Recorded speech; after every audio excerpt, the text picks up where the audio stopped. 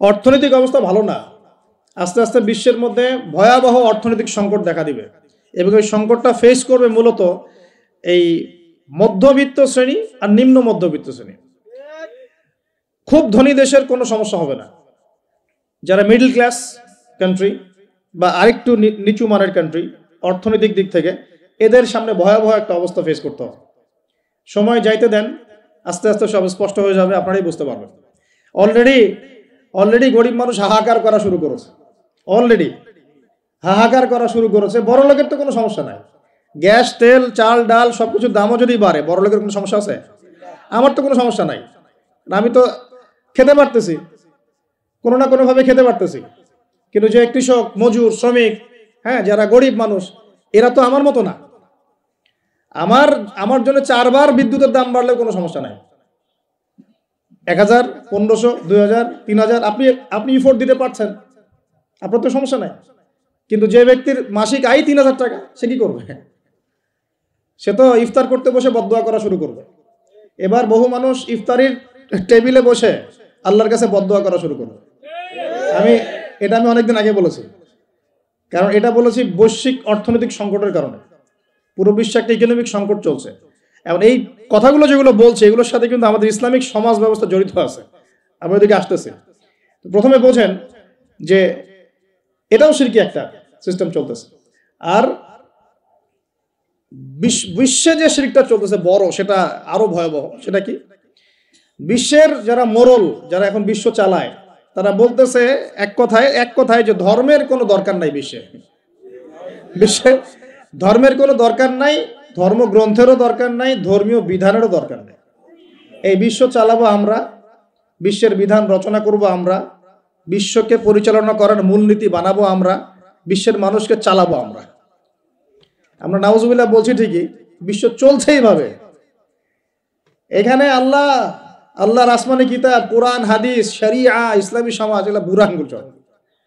কেউ টাইম দেয় না এগুলো, খালি মুখে মুখে বকধার্মিকতা দেখায়। জুমার দিনে সে নামাজ পড়ে, ঈদের নামাজ পড়তে আসে, তারাবির নামাজ পড়তে আসে, দাড়ি রাখছে, পাগড়ি পড়ছে, এটা বকধার্মিকতা। আগে ভিতর ঠিক করতে হবে। তো ভিতরটা কি? ভিতরটা হচ্ছে তাবারাকাল্লাযী বিয়াদিহিল মুলক। সূরা মুলকের 1 নম্বর আয়াতে কি বলছেন আল্লাহ পাক? তাবারাকাল্লাযী বিয়াদিহিল মুলক, বরকতময় সেই আল্লাহ। এই আল্লাহ পাক মহাবিশ্ব সৃষ্টি করেন নাই? এই মহাবিশ্ব কে সৃষ্টি করছে? এই পুরো মহাবিশ্বে পৃথিবীর মতো কোটি কোটি কোটি কোটি গ্রহ আছে না? আছে কি নাই? এই পুরো মহাবিশ্বে কার হুকুম চলে? ওই পুরো মহাবিশ্বে কি জিবরাইল আলাইহিস সালামের হুকুম চলে? আল্লাহর কোনো ফেরেশতার হুকুম চলে? কোনো নবীর হুকুম চলে? তাহলে কোনো মানুষের হুকুম চলার কোনো প্রশ্ন ওঠে? পুরো মহাবিশ্বের কোটি কোটি গ্যালাক্সি, কোটি কোটি গ্রহ নক্ষত্রে আল্লাহর হুকুম চলে। সূর্য পর্যন্ত ডোবার পরে আল্লাহর কাছে পারমিশন নেয়, আল্লাহ আগামীকাল উঠবো, আল্লাহ বলেন ওঠো, তাহলে উঠবে। একদিন আল্লাহ বলবেন না, ওঠার দরকার নাই, সূর্য তখন উল্টা দিক থেকে উঠবে, পশ্চিম দিক থেকে। ওই দিন কিয়ামত হয়ে যাবে। যেদিন কিয়ামত হবে, ওইটা হচ্ছে আল্লাহ পাকের ক্রোধের বহিঃপ্রকাশ, মানে রাগ থাকে না, যে ধৈর্য ধরতে ধরতে ধরতে ধরতে এক সময় যখন আপনি আর পারতেছেন না, তখন একটা হাইপার হয়ে যান না মাঝে মাঝে, তখন মনে হয় আশপাশে যা আছে ভেঙে চুরে একাকার করে ফেলেন না। ওই যে পৃথিবীর নিচে যে আগ্নেয়গিরিগুলো আছে, শক্তি সঞ্চার করতে করতে করতে করতে এক পর্যায়ে বিস্ফোরিত হয়ে যায়, তখন আর পৃথিবীবাসীর তো কোনো হুঁশ, তখন আর উপায় থাকে না। তো এরকম কিয়ামতের দিনটা হচ্ছে আল্লাহ পাকের ক্রোধের বহিঃপ্রকাশ। মানে এক হুকুমেই পুরো মহাবিশ্বের সব গ্রহ ধ্বংস হয়ে যাবে, এক হুকুমে। তো পুরো মহাবিশ্বে আল্লাহ ছাড়া কারো হুকুম চলে? আল্লাহ সেটাই বলছেন, তাবারাকাল্লাযী বিয়াদিহিল মুলক, বরকতময় সেই আল্লাহ যার হাতে সমস্ত ক্ষমতা। যার হাতে কি ভাই? মুলক মানে কি? রাজত্ব। এখনকার তোমরা যারা পলিটিক্যাল সায়েন্স পড়াও, তোমাদের বা আপনাদেরকে বলছি, রাজত্ব মানে কি? রাজত্বের ইংরেজি প্রতিশব্দ কি? সভরেন্টি। মানে বলেন, সভরেন্টি মানে কি? সার্বভৌমত্ব। মানে কি? সার্বভৌমত্ব। আল্লাহ পাক বলছেন মহাবিশ্বের সার্বভৌমত্ব আমার হাতে। সুবহানাল্লাহ। কার হাতে? মহাবিশ্বের সার্বভৌমত্ব কার হাতে? সভরেন্টি কার হাতে? দুনিয়াতে এই সভরেন্টি, সার্বভৌমত্ব মানুষের হাতে। বুঝেন নাই মনে হয়?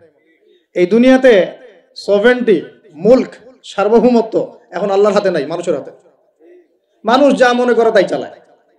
এখন আল্লাহ পাকের বিধান, আল্লাহ রাসূল এগুলো বাদ। তো এটা হচ্ছে সবচেয়ে বড় শিরক সারা বিশ্বের। এটা সারা বিশ্বের সবচেয়ে বড় পর্যায়ে শিরক। তো শিরকে ডুবে আছি আমরা, এটাকে বোঝেন। আমি তো বলছি না যে এখন এই প্রবলেমস গুলোকে রাতারাতি সলভ করা যাবে, এমনটা তো বলছি না। বলছি পুরো ওয়ার্ল্ডে এরকম শিরকি একটা সিস্টেম প্রতিটা ক্ষেত্রে চলছে। কিভাবে সলভ করবেন সেটা পরের বিষয়, আগে তো বুঝতে হবে কোথায় আছে বিশ্ব এখন। তো আমরা দেখলাম যে বড় বড় সেক্টর যেগুলো একটা বিশ্বের, ধর্ম, সংস্কৃতি, অর্থনীতি, জিওপলিটিক্স এবং পরিবার তো আছেই, পাশাপাশি আমাদের এই একটা ওয়ার্ল্ড অ্যাফেয়ার্স, এই প্রতিটা ক্ষেত্রে আল্লাহ পাকের তাওহীদকে পাশ কাটিয়ে মানুষের মন গড়া বিধান দিয়ে চালানো হচ্ছে কিনা, হচ্ছে কিনা বুঝতে পারছেন না মনে কথা। সুদ কি মানুষের বিধান না আল্লাহর বিধান? বলেন, আরো খোলামেলা বলে, সুদ কি মানুষের বিধান না আল্লাহর বিধান? মদ মদ কি মানুষের বিধান না আল্লাহর বিধান? মদ খাওয়া যাবে? মদ খাওয়া যাবে? বেপরদায় চলা যাবে, এটা কি মানুষের বিধান না আল্লাহর বিধান?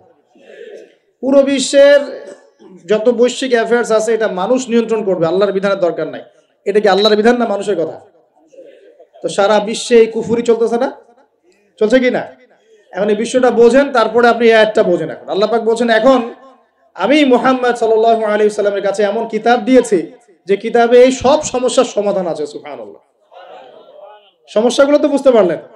আল্লাহ পাক বলছেন, হে মুহাম্মদ বলেন সাল্লাল্লাহু আলাইহি ওয়াসাল্লাম, আমি তোমার কাছে এমন একটা কিতাব দিয়েছি যে কিতাবের মধ্যে প্রতিটা বিষয়কে আমি ব্যাখ্যা করেছি, সমাধান দিয়েছি। এটা হেদায়েত, এটা রহমত, এটা বুশরা, সুসংবাদ কাদের জন্য? যারা আমার সামনে আত্মসমর্পণ করবে। যারা করবে না ওদের জন্য সুসংবাদ নাই। আর এই কিতাবের ব্যাখ্যা আছে। এই কিতাব একাই আপনাকে পথ দেখাবে না, হাদিসের প্রয়োজন আছে।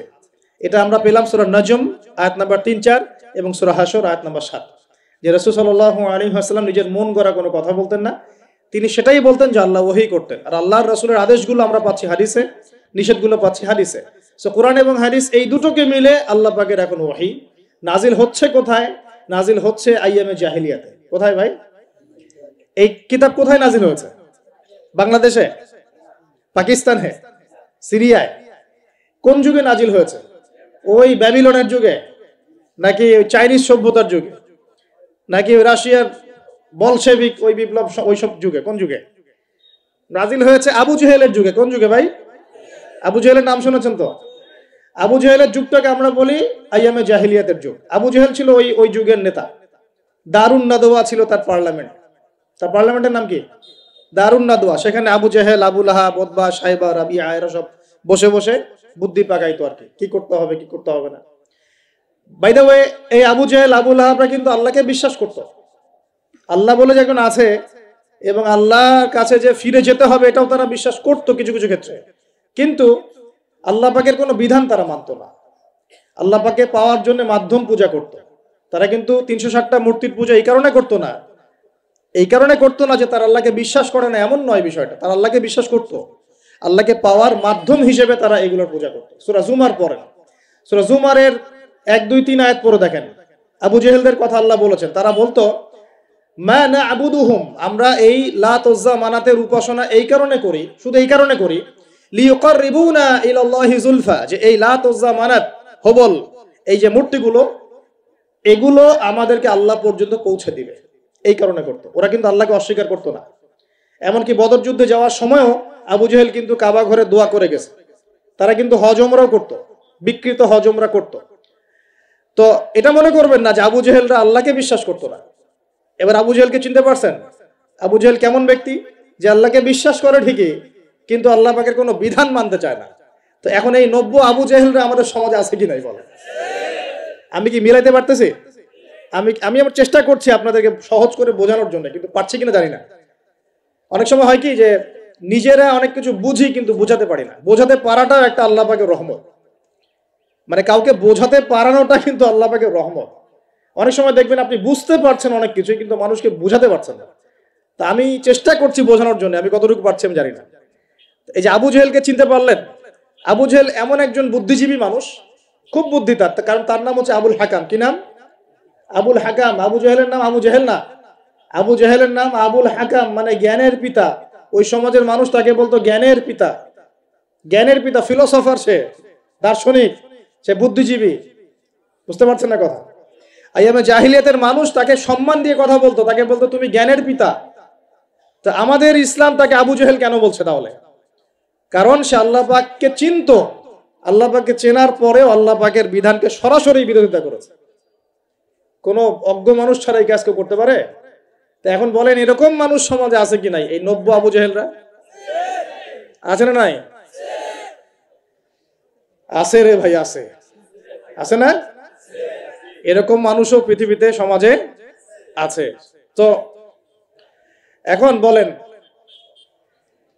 আবু জেহেলদের যুগে আল্লাহ পাক কুরআন হাদিস নাজিল করলেন কেন? কি প্রয়োজন ছিল? উত্তর, আবু জেহেলদের যুগের মধ্যে বর্তমান সময়ের মতো শিরক ছিল। কি ছিল ভাই? আবু জেহেলদের যুগে বর্তমান সময়ের মতো সুদ ছিল, সুদ। আবু জেহেলদের যুগে বর্তমান সময়ের মতো মাদক ছিল। আবু জেহেলদের যুগে বর্তমান সময়ের মতো মেয়েদের প্রতি এই বর্বর আচরণ ছিল, মানে নারীর অবমাননা ছিল।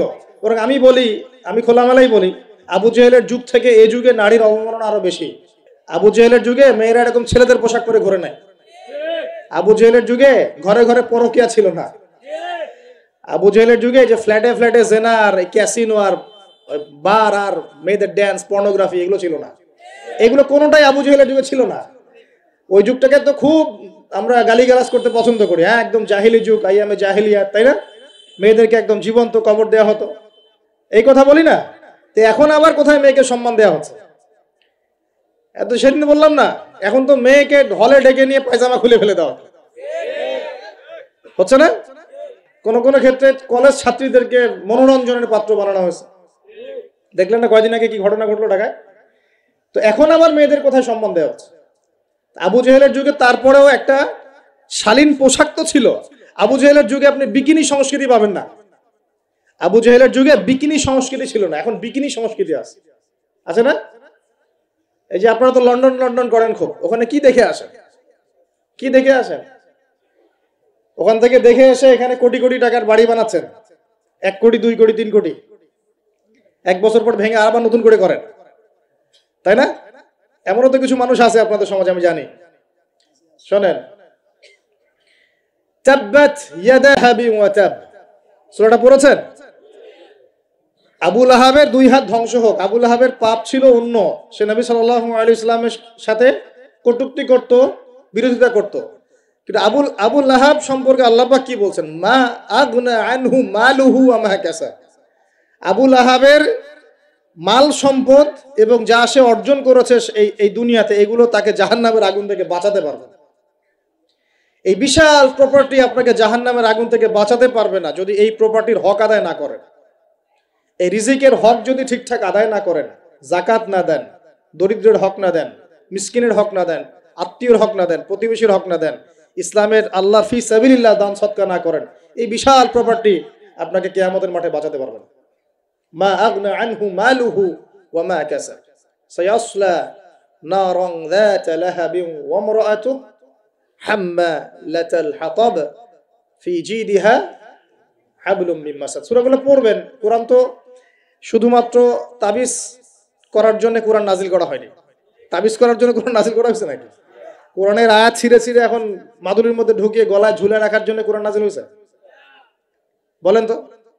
কোরআনের আয়াত একটা ছিঁড়ে এভাবে আমি র্যাপিং করে গলার মধ্যে ঢুকায় রেখে দিলাম, বাস কোরআনের হক আদায় হয়ে গেল?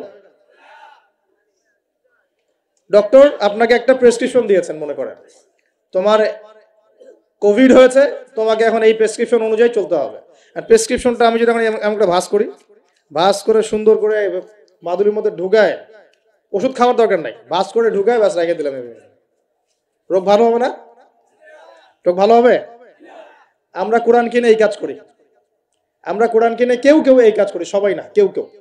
কোরআন শেফা মানে কি? কোরআন আপনার রুহের শেফা এবং দেহের শেফা। কখন? কোরআন যখন কোরআন বুঝে আমল করবেন তখন, কোরআন পড়ে বুঝে যখন আমল করবেন তখন কোরআন শেফা এবং রহমত বুশরা। আল্লাহ পাক আমাদেরকে বোঝার তৌফিক দান করুন। তবে হ্যাঁ, কোরআনের আয়াত থেকে ঝাড়ফুঁক করা যায়, ঝাড়ফুঁক করা যেতে পারে, পানি পড়া খাওয়া যেতে পারে, এবং এই পানি দিয়ে গোসলও করা যেতে পারে ইত্যাদি। কিন্তু আপনি তো ছিঁড়ে ছিঁড়ে ছিঁড়ে ছিঁড়ে খালি গলায় পায়ে হাতে ঝুলে রাখতে পারেন না। আল্লাহ পাক আমাদেরকে বোঝার তৌফিক দান করুন। প্রিয় ভাইয়েরা, এখন এতটুকু তো বুঝতে পারলাম যে কোরআন কোন সময় নাজিল হয়েছে। তাহলে ভাই কার যুগে? আবু জাহেলের যুগে। আবু জাহেলের যুগে কি কি ছিল?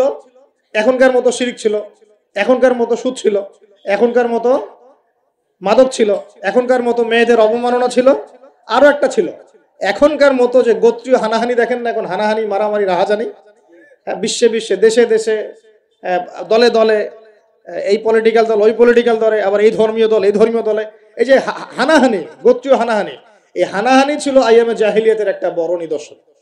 তো এরকম একটা সমাজে আল্লাহ পাক কোরআন এবং হাদিস নাজিল করলেন কেন? ইসলামী সমাজ গঠন করার জন্য, যেটা আপনি টপিক দিয়েছেন। এখন ইসলাম কি আর সমাজ কি? ইসলাম হচ্ছে এক কথায় আল্লাহর সামনে আত্মসমর্পণ করা। আল্লাহর সামনে আত্মসমর্পণ মানে কি? আল্লাহ কি আমার সামনে দাঁড়িয়ে আছেন? আল্লাহ পাকে আমার সামনে দাঁড়িয়ে আছেন, আমি গিয়ে পায়ে সেজদা করব? আল্লাহর সামনে আত্মসমর্পণ মানে কি? আল্লাহ পাককে চোখে দেখা যায়? আল্লাহ রাব্বুল আলামিনকে দুনিয়ার কোনো চোখ দেখতে পারবে না, সুবহানাল্লাহ। হ্যাঁ, জান্নাতে যারা যাবে তারা আল্লাহকে দেখতে পারবে ইনশাআল্লাহ। আর ইনশাআল্লাহ আমরা আশা করি আমরা সেই কাতারভুক্ত হব ইনশাআল্লাহ। একদিন না একদিন আমরা আল্লাহকে দেখবো ইনশাআল্লাহ। নবীজিকে আয়েশা রাদিয়াল্লাহু আনহা বলছিলেন, আল্লাহ পাককে কিভাবে দেখবে মানুষ ইয়া রাসূলুল্লাহ সাল্লাল্লাহু আলাইহি ওয়াসাল্লাম? তিনি বলছেন যে তোমরা পূর্ণিমার চাঁদ দেখতে তোমাদের কোনো অসুবিধা হয়? তখন সাহাবীরা বলছেন, না, পূর্ণিমার চাঁদ তো আমরা জাজল্যমান দেখতে পারি। ঠিক এভাবেই তোমরা আল্লাহকে দেখবে ইনশাআল্লাহ। এটা হবে জান্নাতের সবচেয়ে বড় নিয়ামত। জান্নাতের সবচেয়ে বড় নিয়ামত হচ্ছে আল্লাহর দর্শন, দিদার। তো এই দুনিয়ার চোখ আল্লাহকে দেখবে না, তাহলে আল্লাহ পাক কিভাবে আমাদের সাথে যোগাযোগ করবেন? আল্লাহ পাক এই দুনিয়ার মধ্যে কিছু মানুষকে বাছাই করবেন নবুয়ত দেওয়ার জন্য। কি দেওয়ার জন্য? নবুয়ত। যে মানুষদের সাথে আল্লাহ পাক যোগাযোগ করবেন আল্লাহর ওহির মধ্য দিয়ে। কিসের মাধ্যমে? ওহিটাকে সরাসরি নেমে আসবে না, কেউ নিয়ে আসবে। এখন কেউ নিয়ে আসবে, কে নিয়ে আসবে? তার নাম হচ্ছে জিবরাইল আলাইহিস সালাম। কি নাম? আল্লাহ রব্বুল আলামিন জিবরাইল আলাইহিস সালামের মাধ্যমে কোরআন সুন্নাহর এই ওহী সর্বশেষ নবী মুহাম্মদ সাল্লাল্লাহু আলাইহি ওয়াসাল্লামের কলবে ওহী করেছেন। খুশি হন নাই? কোন যুগে ওহী করেছেন? আবু জেহেলের যুগে। কোন যুগে? যে যুগটার সাথে আমাদের যুগের মিল আছে। আচ্ছা, এখন আল্লাহ পাক বলেছেন এর সামনে তোমরা মাথা নত করো। মাথা নত মানে কি? জাস্ট মাথাটা নত করে দেওয়া? মাথা নত মানে নিজের ইচ্ছাকে সঁপে দাও, নিজের ইচ্ছাকে সঁপে দাও। মন চাচ্ছে আমি নামাজ পড়বো না, আল্লাহ বলছেন পড়তে হবে, এর নাম সঁপে দেওয়া। মন চাচ্ছে আমি একটু মদ খাই, আল্লাহ বলেছেন খাওয়া যাবে না, হারাম, এর নাম সঁপে দেওয়া। মন চাচ্ছে একটা মেয়ের সাথে একটু কি করি, ডেটিং করি, একটা মেয়েকে নিয়ে ফুর্তি করি, আল্লাহ বলছেন জেনা করা যাবে না, এর নাম সঁপে দেওয়া। মন চাচ্ছে ভরপেট খাই রমজান মাসে, আল্লাহ বলছেন না, রমজান মাসে খাওয়া যাবে না, রোজা রেখে, এর নাম সঁপে দেওয়া। মন চাচ্ছে সম্পদের পাহাড় গর্ব, কাউকে কিছু দিব না, আল্লাহ বলছেন না, নেশাব হয়ে গেলে যাকাত দেওয়া লাগবে, এটা হলো সঁপে দেওয়া। সঁপে দেওয়া মানে কি? আল্লাহ পাকের বিধিবিধানের সামনে নিজের ইচ্ছাকে আত্মসমর্পণ করা, যে আল্লাহ যা বলেছেন আমি তাই করব, যা ছেড়ে দিতে বলেছেন ছেড়ে দিব, দ্যাটস অল। এর নাম ইসলাম। ইসলাম হলো এই বিষয়টার নাম, নিজের ইচ্ছাটাকে আল্লাহ পাকের বিধানের সামনে আত্মসমর্পণ করে দেওয়া। আমরা অনেকেই বলি ইসলাম মানে কি? শান্তি। এই যে শান্তি, এই শান্তি ব্যাখ্যা দিয়ে দিয়ে কি করা হচ্ছে জানেন? ওই যে বদর, উহুদ, খন্দক, খায়বার, হুনাইন, মুতা, এইসব ইতিহাসগুলোকে সরিয়ে দেওয়া হচ্ছে। ইসলাম মানে তো শান্তি। ইসলাম শান্তির সাথে আবার এইসবের কি সম্পর্ক? শান্তির সাথে মুতার যুদ্ধের কি সম্পর্ক? যুক্তি দিচ্ছে শান্তির সাথে বদর যুদ্ধের আদর্শের কি সম্পর্ক? ইসলাম মানে তো শান্তি। ইসলাম মানে শান্তি কখন? ইসলাম মানে হলো আত্মসমর্পণ। যখন একজন মানুষ নিজের ইচ্ছাকে আল্লাহর সামনে সঁপে দিবে, এর মধ্য দিয়ে সে শান্তি অর্জন করবে ইনশাআল্লাহ। মানে নিজের ইচ্ছাকে আল্লাহর সামনে সঁপে দিলে পরে শান্তি পাওয়া যায়। কারণ আমি তো জানি না যে আমার জন্য কোনটা ভালো কোনটা মন্দ। কে ভালো জানে? যিনি আমাকে সৃষ্টি করেছেন। মনে করেন আপনি একটা মোবাইল ফোন বানিয়েছেন, আপনি এটার মেকার বা ক্রিয়েটর। এখন আপনার চেয়ে কি কেউ ভালো জানে এই ফোনের মধ্যে কি আছে? বলেন। আপনি একটা কম্পিউটার ফাংশন করেছেন, একটা সফটওয়্যার তৈরি করেছেন, একটা অ্যাপস তৈরি করেছেন। আপনার চেয়ে কি কেউ ভালো জানবে এই অ্যাপস কি কাজ করতে পারে, এই সফটওয়্যার কি কাজ করতে পারে, এই কম্পিউটারের ফাংশন কি? এখন আল্লাহ পাক পুরো মহাবিশ্ব সৃষ্টি করেছেন, আমাদেরকেও সৃষ্টি করেছেন। এখন আমাদের জন্য কোনটা ভালো কোনটা খারাপ, কোনটা হক কোনটা বাতিল, কোনটা ন্যায় কোনটা অন্যায়, কোনটা করলে আমরা দুনিয়ায় ভালো থাকবো, পরকালে ভালো থাকবো, এটা কি আল্লাহ পাকের চেয়ে ভালো কেউ জানবে? এই সহজ কথাটা বুঝতে এত সমস্যা কিসের? যদি আল্লাহ বলে কেউ থেকে থাকেন, তাহলে তিনি যদি আমাকে সৃষ্টি করে থাকেন, তাহলে তিনি তো ভালো বুঝবেন আমার জন্য কোনটা ভালো কোনটা খারাপ। এখন তিনি যেগুলো ভালো বলেছেন সেগুলো কোরআনে নাজিল করেছেন, যেগুলো খারাপ বলেছেন সেগুলোও কোরআনে নাজিল করেছেন। তিনি তার রাসূলের মাধ্যমে আমাদেরকে জানিয়েছেন কোন কোন বিষয়গুলো ভালো আর কোন কোনগুলো খারাপ। এখন এগুলো যখন প্রমাণ হয়ে যাবে, মেনে নিতে কোনো সমস্যা, মানতে কোনো আপত্তি আছে ভাই? এই মেনে নেওয়ার নাম হলো ইসলাম। মেনে নেওয়ার নাম কি ভাই? ইসলাম। এখন দ্বিতীয় প্রশ্ন হচ্ছে, ইসলাম কি পরিপূর্ণ না অসম্পূর্ণ? উত্তর হচ্ছে, আল্লাহ পাক সূরা মাইদার 3 নম্বর আয়াতে বলছেন। কত নম্বর আয়াত? সূরা মাইদার 3 নম্বর আয়াতে আল্লাহ পাক বলছেন যে আল ইয়াউমা আকমালতু লাকুম দীনাকুম, আজকে আমি দ্বীন ইসলামকে একদম পরিপূর্ণ করে দিলাম। ওয়া আতমামতু আলাইকুম নি'মাতি, তোমাদের উপর আমার নিয়ামতকে পূর্ণতা দিলাম। ওয়া রাদিতু লাকুমুল ইসলাম দীনান, তোমাদের উপরে দ্বীন ইসলামকে মনোনীত করে আমি আল্লাহ সন্তুষ্ট হয়ে গেলাম। তাহলে এই আয়াত থেকে কি বোঝা গেল? ইসলাম পরিপূর্ণ না অসম্পূর্ণ? পরিপূর্ণ মানে আমরা কি বুঝি? কিছু অংশ আছে কিছু নাই, কিছু কিছু হেদায়েত আছে কিছু কিছু নাই, কিছু কিছু বিষয়ের সমাধান আছে কিছু কিছু নাই, নাকি জগতের সমস্ত বিষয়ের সমাধান আছে? কোনটা? এই কথাটাই আগে হজম করতে হবে যে কোরআন সুন্নাহ ভিত্তিক এই ইসলামের মধ্যে পৃথিবীর সমস্ত সমস্যার সমাধান আছে। এর সামনে আত্মসমর্পণ করলে পরে আপনি হবেন মুসলিম, তার আগে হবেন না। আমার কথা কি বোঝাতে পারছি? এরপরে আপনি মুসলিম হবেন। এখন যদি কেউ অস্বীকার করে সে কি হবে? যদি কেউ পুরোপুরি অস্বীকার করে, না কোরআন সুন্নাহ সবকিছু নাই, আমি মানি না, তাহলে হবে সে কাফের। কি হবে? কাফের। কেউ যদি এগুলোর সাথে আল্লাহকে অংশীদার সাব্যস্ত করে সে কি হবে? সে হবে মুশরিক। কেউ যদি বলে, আমি বলে না, মনে মনে অস্বীকার করে কিন্তু মুখে মুখে বলে হ্যাঁ মানি, এমন মানুষ নাই? মুখে মুখে বলে হ্যাঁ মানি মানি মানি সবই মানি, আর মনে মনে অস্বীকার করে, ইসলামের বিরুদ্ধে কাজ করে ভিতরে ভিতরে। এই মানুষগুলোকে কি বলা হয়? মুনাফিক।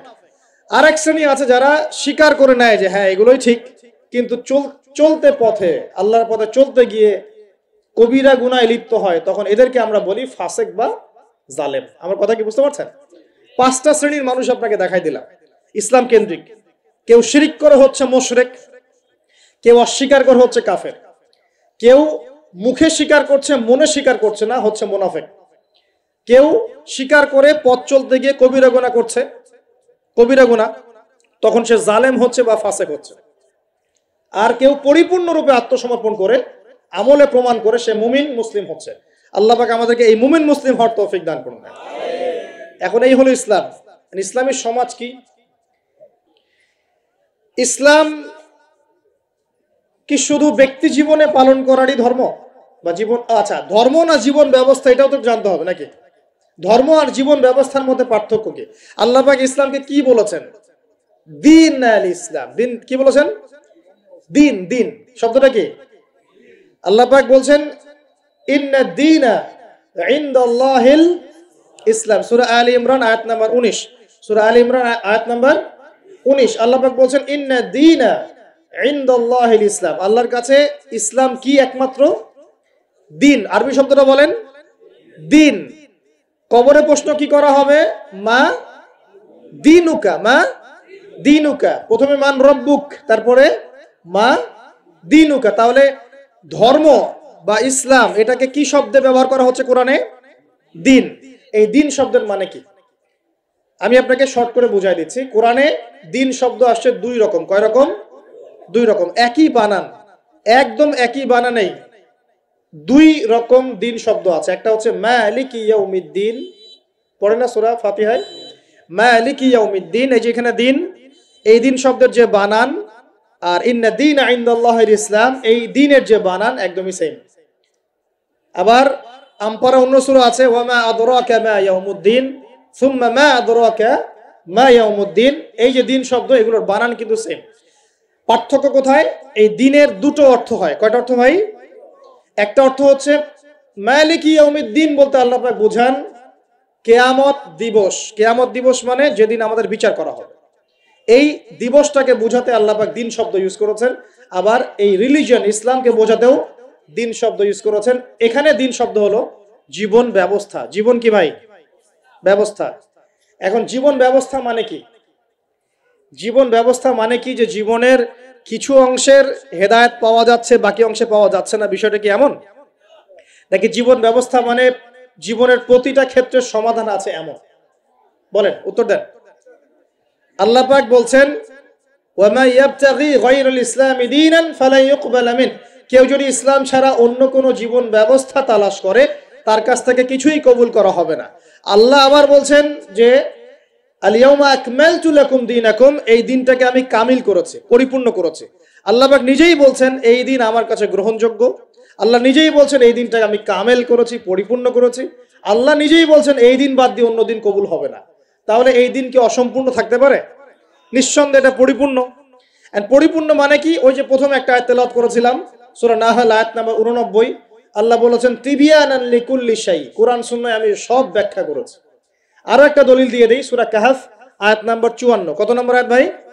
এগুলো বাসায় গিয়ে চেক করে দেখেন, বাসায় গিয়ে একটু পড়াশোনা করেন, না হলে শুধু শুনবেন এক কান দিয়ে বেরো যাবে আর কান দিয়ে। আর রেফারেন্স চেক করে যদি দেখেন সব ঠিক আছে, তখন মেনে নেওয়ার চেষ্টা করেন। আমি আগে বলছি না যে মানার দরকার আছে, আমি এখন বলছি মানার দরকার নাই। বাসায় গিয়ে আগে চেক করবেন, যদি দেখেন হ্যাঁ সব কথা ঠিক আছে, তারপরে মানার চেষ্টা করেন। আল্লাহ পাক তৌফিক দান করুন। এখন আসেন, আল্লাহ সূরা কাহফের 54 নম্বর আয়াতে বলছেন যে ওয়ালাকাদ সাররাফনা ফি হাযাল কুরআন লিন-নাসি মিন কুল্লি মাসাল, আমি এই কোরআনে মানব জাতির জন্য প্রতিটা বিষয়কে ব্যাখ্যা করেছি। এবার আরো স্পষ্ট হয়ে গেল, ইসলাম, কোরআন এবং সুন্নাহয় এমন কোনো বিষয় নাই যা নাই। এই হলো পরিপূর্ণ জীবন ব্যবস্থা। জীবন ব্যবস্থার কয়টা দিক থাকে? সহজ করে বলছি 6টা দিক। কয়টা দিক? জীবন ব্যবস্থা মানে আপনার ধর্মীয় জীবন আছে। ধর্মীয় জীবন কি একটু বোঝেন এখানে? ধর্মীয় জীবন মানে এখানে আপনি নামাজ, রোজা, হজ, যাকাত, তাসবিহ, তাহলিল, জিকির, আজগার এই কাজগুলো করেন, এগুলো আপনার ধর্মীয় কাজ, ঠিক আছে? আচ্ছা, একটা জীবন হলো আপনার পারিবারিক জীবন। পারিবারিক জীবন মানে বিয়ে, শাদী, সন্তান প্রতিপালন, স্ত্রীদের হক আদায়, মা বাবা, ভাই বোন ইত্যাদি, এই যে পুরো একটা পরিবার বন্ড, এই যে সিলাতুর রাহিম, আত্মীয়তার রক্তের সম্পর্ক, এটা আপনি রক্ষা করেন। এটা হলো আপনার পারিবারিক লাইফ। 2 নাম্বার। 3 নাম্বার হচ্ছে আপনার একটা সাংস্কৃতিক জীবন আছে, মানে আপনি কি সংস্কৃতি ফলো করবেন, কোন কালচার ফলো করবেন, এটা একটা জীবন আছে। 4 নাম্বার হচ্ছে আপনার ইকোনমিক লাইফ, আপনার অর্থনৈতিক জীবন। এখানে আপনি ব্যবসা বাণিজ্য, চাকরি বাকরি, মুআমালাত, এই বিষয়গুলো করবেন। 5 নাম্বার আপনার পলিটিক্যাল লাইফ, যেখানে আপনি আল্লাহ পাকের খলিফার দায়িত্ব পালন করবেন। আর 6 নাম্বার হচ্ছে গ্লোবাল অ্যাফেয়ার্স, মানে আপনি পুরো ওয়ার্ল্ডকে ডিল করবেন কিভাবে, যদি আপনি রাষ্ট্রের প্রধান হন বা আপনার রাষ্ট্রের দায়িত্ব থাকে। তো এই 6টা বিষয়কে নিয়ে মোটামুটি ভাবে আমাদের এই জীবন। এর বাইরে কি জীবনে কোনো ক্ষেত্র আছে নাকি? বুঝেন নাই মনে হয়? ধর্ম আমাদের জীবন না, অর্থনীতি আমাদের জীবন না, পরিবার আমাদের জীবন না, আমাদের সংস্কৃতি, আমাদের রাজনীতি, সমাজ এবং বিশ্ব, এর বাইরে কিছু আছে নাকি? এই হলো দুনিয়া। এর বাইরে পরকাল আছে। এর বাইরে কি? পরকাল। ওই পরকালে তো মুক্তির জন্যই কোরআন, সুন্নাহ এবং ইসলাম, নাকি? এটা তো আমাদের গন্তব্য। দুনিয়ার প্রতিটা সমাধানও ইসলামে পাচ্ছি। এখন তাহলে বুঝতে পারলাম ইসলামী সমাজ মানে কি। ইসলামী সমাজ মানে যে সমাজে শুধুমাত্র কোরআন এবং সুন্নাহ চলে, অন্য কিছু চলে না।